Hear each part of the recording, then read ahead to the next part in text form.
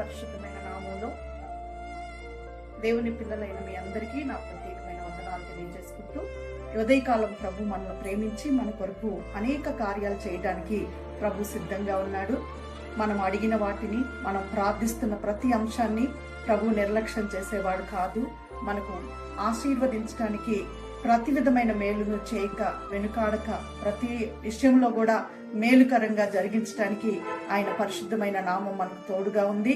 ప్రభు యొక్క వాక్యం సెలవిస్తా ఉంది, నువ్వు దేని కొరకైతే ప్రార్థిస్తున్నావో విత్తనం వేసినప్పుడు కొంతకాలంకి అది ఫలించటానికి, మొలకెత్తటానికి, చిగురించడానికి టైం పట్టినట్టుగా ప్రభు మనం అడిగిన వాటికి మేలు చేయటానికి కొంత సమయం అయితే ఉంది కనుక దేవుని వాక్యం సెలవిస్తుంది, ఆయన వల్లనే నాకు నిరీక్షణ కలుగుచున్నది. ఉదయకాలం నిరీక్షణతో ఎదురు చూసి ప్రభు యొక్క కార్యం కొరకై అందరం కూడా సిద్ధపడదాం.